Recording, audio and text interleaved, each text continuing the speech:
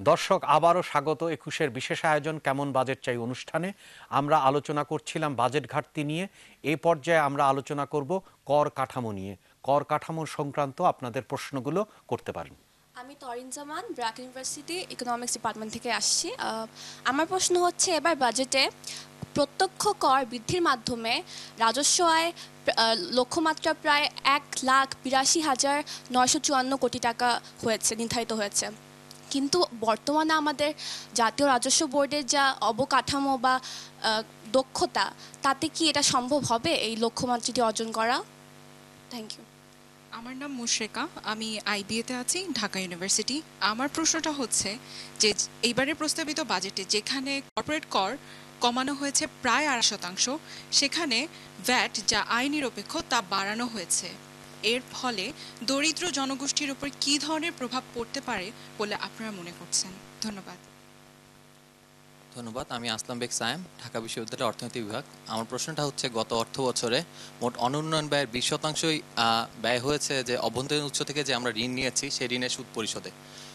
বর্তমান অর্থ বছরে এই খাতে ব্যয় আরও ১০% বাড়ানো হয়েছে। বর্তমান অর্থ বছরে উন্নয়ন ব্যয়ের পরিমাণ যেখানে ৮০,০০০ কোটি টাকা, সেখানে এ খাতে ব্যয়ের পরিমাণই অভ্যন্তরীণ উৎসে সুদ পরিশোধে ব্যয়ের পরিমাণ হলো ৩২,০০০ কোটি টাকা, যা মূলত সরকারের বিভিন্ন উন্নয়ন খাতে বর্তমান অর্থ বছরে কৃষিতে বরাদ্দ কমানো হয়েছে। এ সমস্ত ক্ষেত্রে বরাদ্দের ক্ষমতাকে কমিয়ে দিচ্ছে আরও। এই সমস্ত ক্ষেত্রে বরাদ্দের যে ক্রমবর্ধমান ঋণের বোঝা, এটা কি সরকারের আমাদের দেশের প্রকৃত উন্নয়নকে বাধাগ্রস্ত করছে না? ধন্যবাদ। আমি ঐশী, নর্থ সাউথ ইউনিভার্সিটি অর্থনীতি বিভাগ থেকে। আমার প্রশ্নটি হচ্ছে, একটি প্রগতিশীল অর্থনীতি হিসেবে আমাদের আসলে জ্বালানি খাতটি অত্যন্ত গুরুত্বপূর্ণ, এবং সেই লক্ষ্যে আমরা এই বাজেটে বিদ্যুৎ এবং জ্বালানি খাতে ইতোমধ্যে বরাদ্দ বাড়িয়েছি। কিন্তু অপরদিকে একটি নীতি নেওয়া হয়েছে, সেটি হচ্ছে আমরা আমদানির ক্ষেত্রে জ্বালানি তেলের আমদানিতে শুল্কটি আবার বৃদ্ধি করেছি। তাহলে এই দুটি নীতি কি কোনোভাবে সাংঘর্ষিক হয়ে যাচ্ছে কিনা, এটি আমি জানতে চাচ্ছি। ধন্যবাদ। আমাদের আসলে তিন ধরনের প্রশ্ন এসেছে। প্রথম প্রশ্ন হচ্ছে যে আপনার কর প্রশাসনের ক্ষমতা আছে কিনা, বা অতীত ইতিহাসের আলোকে যে লক্ষ্যমাত্রা ধার্য করা হয়েছে সেটা অর্জন করা সম্ভব কিনা। এই বিষয়ে নিয়ে আপনারা কুইক একটা প্রশ্ন উত্তর দেন, তারপরে আমরা অন্য বিষয়গুলো একসাথে আলোচনা করব। এখন আমাদের যে কর প্রশাসনের যে দক্ষতা, সেই দক্ষতা তো একটা প্রচন্ড সাম্প্রতিক। এবং আরেকটা কিন্তু গুরুত্বপূর্ণ বিষয়, সেটি হচ্ছে যে এবার কিন্তু প্রত্যক্ষ কর সবচেয়ে বেশি আয়কর ধার্য করা হয়েছে, যেটা পরোক্ষ কর দুটো মিলিয়ে প্রত্যক্ষ করের চেয়ে বেশি, কিন্তু এক ধরনের বলিষ্ঠ পদক্ষেপ আপনারা মনে করছেন কিনা? তো যেটা আমরা লক্ষ্য করলাম সেটা হচ্ছে পরপর ২ বছর এনবিআর এর অ্যাচিভমেন্ট ভালো, তারপরেই আবার সেটা ধাক্কা খেয়েছে। এবং গত অর্থ বছরে আপনার যেটাকে বলা হয় টার্গেটের চাইতে ১০,০০০-১১,০০০ কোটি টাকা কম হয়েছে। তার মানে হচ্ছে এখনো আমরা একটা সুঠাম সাবলীল ট্যাক্সেশন সিস্টেম, ট্যাক্সেশন অ্যাডমিনিস্ট্রেশন আমরা কিন্তু গড়ে তুলতে পারি। সেই পরিপ্রেক্ষিতে যখন আমরা বলছি যে এবার কিন্তু যে বাজেট প্রস্তাবনা, সেখানে কিন্তু একটা, আমি বলা যেতে পারে যে একটা গুণগত ডিপার্চার আছে। সেই গুণগত ডিপার্চারটা হচ্ছে আয়করের উপরে জোর দেওয়া হয়েছে। আমরা যখন এক সময় রেভিনিউ কমিশনে কাজ করতাম, তখন আমাদের রিকমেন্ডেশন ছিল যে আয়কর করেই ভবিষ্যতের অর্থনৈতিক নির্ভরশীলতা। আপনি কি মনে করছেন যে এই যে করের লক্ষ্যমাত্রা ধার্য করা হয়েছে তা কি অর্জিত হবে? গুণগতভাবে আয়করকে গুরুত্ব দেওয়া, এটা আমি মনে করি সঠিক পদক্ষেপ। কিন্তু প্রশ্নটা হলো আমার সেই মেশিনারি আছে কিনা। এবং অর্থমন্ত্রী বলেছেন তো আরো লোক না নেবেন। না, উনি ৪০,০০০ লোক নেবেন বলে তার বাজেট বক্তৃতায় বলেছেন। কিন্তু কর প্রশাসন এটা একটা টেকনিক্যাল কাজ, এবং এখানে শুধু টেকনিক্যাল ব্যাপার নয়, এখানে কিন্তু অনেস্টি এন্ড সিনসিয়ারিটিরও একটা ব্যাপার আছে, সততার একটা ব্যাপার আছে, সুশাসনের একটা ব্যাপার আছে। কাজেই এই ৪০,০০০ লোক আপনি এক বছরের মধ্যে রিক্রুট করবেন কিভাবে, এবং তাদেরকে প্রশিক্ষণ দেবেন কিভাবে, এবং তাদেরকে আবার আপনি কি নিরাশার না না, নিরাশার জন্য না, এটা নিরাশার প্রশ্ন, এটা বাস্তবতার প্রশ্ন। The finance minister must face the reality. হ্যাঁ, he must confront the reality. এই রিয়ালিটিকে যদি অস্বীকার করা হয়, তাহলে কিন্তু তার পক্ষে তিনি যে লক্ষ্যমাত্রা নির্ধারণ করেন সেগুলো কিন্তু অর্জন করতে পারেন। এবং রিয়ালিটিকে যদি তিনি অ্যাপ্রিসিয়েট করেন, তাহলে তিনি সেই অনুযায়ী কিন্তু কৌশল মানে নিতে পারেন। এবং আমরা এটাই বলছি যে এটাতে আমার মনে হয় তার উপকার হবে, যে আসলে বাস্তবতাটা কি। সৈয়দ নুরুল ইসলাম। আসলে আমি যেটা বিশ্বাস করি সেটা হচ্ছে আমাদের যে মেকানিজম, যে ট্যাক্স কালেক্টর মেকানিজম, যেটা সেখানে আমাদের অনেক দুর্বলতা আছে। তার বাইরেও আসলে শুধু তাদের দুর্বলতার উপর ভিত্তি করে যে ট্যাক্স কম হচ্ছে বা ট্যাক্স বাড়বে তাতে আচ্ছা, আমি আপনারা বিশ্বাস করি। ব্যবসায়ীরা মাঝে মাঝে অভিযোগ করেন যে ডিসক্রিশনটা ব্যবহার করা হয় এবং কর ব্যবস্থায় এক ধরনের এর সুশাসন অভাবের যে ইঙ্গিত দিলেন, দুর্নীতির বিষয়ও জড়িত থাকে। আপনি আসলে কিভাবে আসলে দেখেন? এই প্রশ্নের জন্য অনেক লম্বা সময় লাগবে। না, আমি খুব ওই যে দ্রুত। আমি যে কথা বলার চেষ্টা করছিলাম, ট্যাক্স কালেকশনটা আসলে ডিপেন্ড করে প্রোডাকশনের উপর। আপনি যত বেশি প্রোডাকশন হবে, ইন্টারনাল এবং এক্সটার্নাল ট্রেড যত বেশি হবে, তত বেশি কিন্তু tax direct and indirect tax বাড়বে। আপনি দেখেন ওনাদের সময় ট্যাক্স কালেকশনের মেথড একরকম, এই আমাদের সময় রাজনৈতিক বাস্তবতায় কি আপনি মনে করছেন যে অর্থনৈতিক ক্রিয়া প্রতিক্রিয়া এত বেশি হবে, গতিশীল হবে, যার ফলে এই কর আয়? এখানেই প্রশ্ন। আমি সবসময় মনে করি যে আনইন্টারাপ্টেড যদি প্রোডাকশন না থাকে, সেখানে কোনো লক্ষ্যই বাস্তবায়িত হবে না। আমি কিন্তু সবকিছুর কথা বলছি বেসড অন আপনি কতটুকু আনইন্টারাপ্টেড আশাবাদী? প্রোডাকশন। আমি কিন্তু আনইন্টারাপ্টেড প্রোডাকশন আশাবাদী, কারণ আমি আমাদের পরবর্তী জেনারেশন, আমাদের জেনারেশনকে দেখি, আমাদের পরবর্তী জেনারেশন চিন্তা চোখের দিকে তাকিয়ে বলি আমরা আশাবাদী উই ক্যান অ্যাচিভ। আমি যে কথা বলার চেষ্টা করছি যে শুধু কর কালেক্টরদের দুর্বলতার কারণে আমাদের কর কম হবে বা তাদের সক্ষমতার কারণে কর বেশি হবে, আমি এটাতে বিশ্বাস করি না। আমি বিশ্বাস করি করের জন্য যে অন্তর্নিহিত সেক্টর, সেটা হচ্ছে production. If you have a good production, you will get a more output. That means your import and export, that means internal and external trade or total trade বাড়বে। ওনাদের সময় ট্যাক্স কালেক্ট করতে হতো, এখন tax collect ওনারা করেন, আমরা ওনাদের করি। সময় মানে বুঝলেন?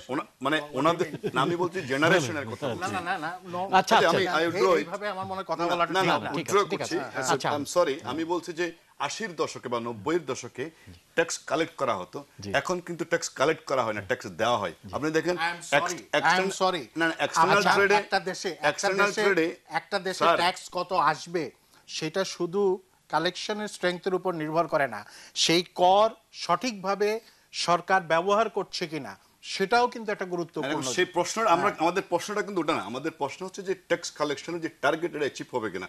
এটা অ্যাচিভ হবে কি হবে না নির্ভর করে ওর সেটা উপর। আমরা একটা প্রসঙ্গ না, আমরা আমাদের আপনার বক্তব্য। আমাদের বাচ্চারা প্রশ্ন করছে ট্যাক্স কালেক্ট হবে কিনা।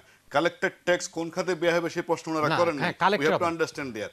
আমি বলছি যে এখানে ট্যাক্স খাতের প্রশ্ন না, ট্যাক্স কালেকশনের সঠিকভাবে ব্যবহার হবে কিনা সেই ট্যাক্স প্রশ্ন। কালেকশনের মূল চাবিকাঠি হচ্ছে, আমি বিশ্বাস করি, প্রোডাক্টিভিটি অফ দ্য নেশন। যদি দেশের প্রোডাক্টিভিটি বাড়ে, ট্রেড বাড়বে। Trade means internal trade and external trade. Total trade যদি বাড়ে, তার যদি 0.5% যদি আপনার ট্যাক্স কালেকশন হয়, এটা অসম্ভব না। কারণ কি জন্য? I M A tax payer. আমি কিভাবে ট্যাক্স পে করি? আমি অ্যাডভান্স ইনকাম ট্যাক্স করি ইম্পোর্টের উপর, আমি অ্যাডভান্স ইনকাম ট্যাক্স করি এক্সপোর্টের উপর, আমি ভ্যাট করি আমার ম্যানুফ্যাকচারিং এর উপর, আমার জীবনযাত্রার উপর আমি আচ্ছা, ট্যাক্স করি। আপনি আমি আর উনি কিন্তু 4 পদের হ্যাঁ, ট্যাক্স দিয়ে বলছি বাংলাদেশের এই ট্যাক্স আহরণ অসম্ভব নয় যদি আপনারা সবাই মিলে, আমরা সবাই মিলে বা জাতিকে একটা আনইন্টারাপ্টেড প্রোডাকশন ফ্যাসিলিটিস দিতে পারি। আমি কিন্তু আচ্ছা, দেশটাকে মনে করি it should be the productive এবার কান্ট্রি জনাব অর নট। নাসরিন আল মিন্টু, যে প্রশ্নে আমরা লক্ষ্য করছি সেটা হচ্ছে যে বিরাট আকারে আসছে, সেটি হচ্ছে যে রাজনৈতিক স্থিতিশীলতা বা অন্যভাবে অনেকে বলছেন রাজনৈতিক অনিশ্চয়তা। তো এই পরিস্থিতি কি আপনি মনে করেন যে চলতে থাকবে? চলতে যদি না থাকে তাহলে হচ্ছে যে অর্থনীতিতে গতিশীল হবে এবং কর আদায় করা সম্ভব। সেটা নিয়ে কিন্তু আমাদের কারোর মধ্যেই কোনো দ্বিমত নেই। তা আপনি কি মনে করছেন, আসলে কি সম্ভব হবে এবং এটা কি মনে করেন? অ্যাকচুয়ালি বর্তমান পরিস্থিতি যা আছে তাতে তো মনে হয় না।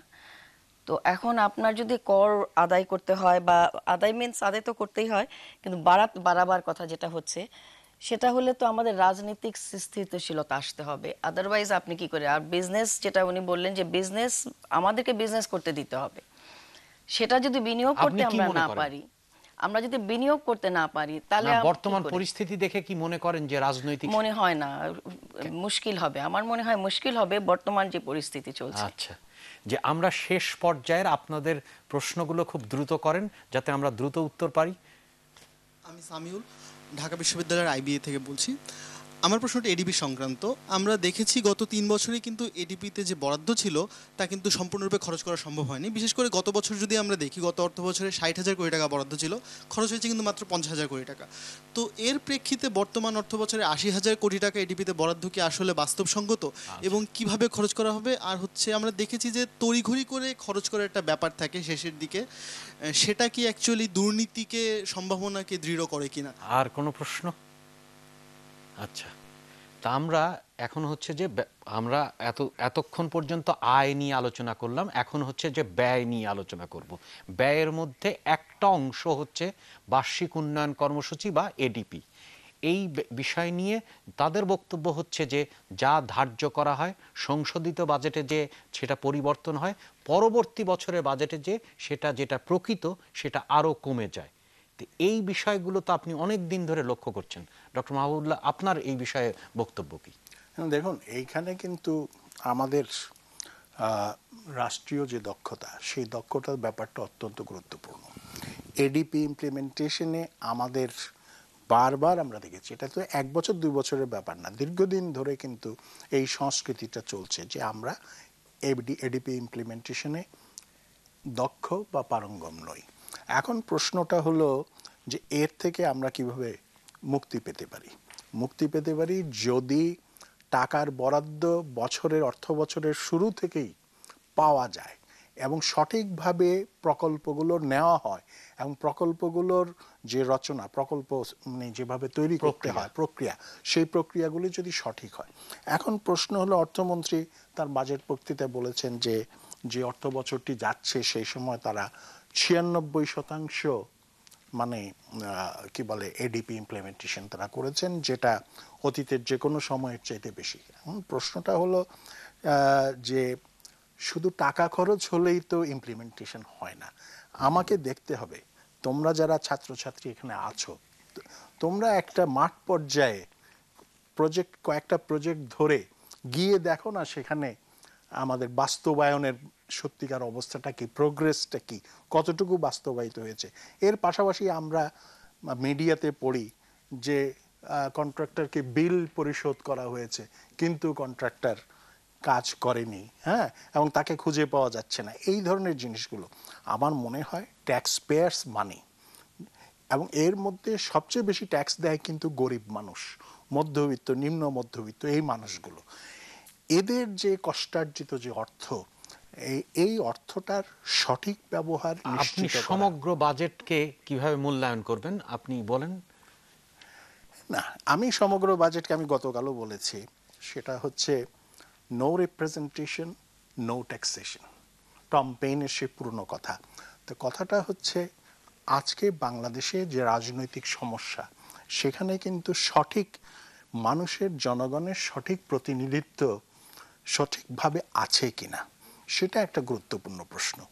এবং এই প্রশ্নের সমাধান না করলে বিনিয়োগ বলেন, আপনার কর আদায় বলেন, অর্থনীতি শৃঙ্খলা বলেন, এই সব কিছু আমার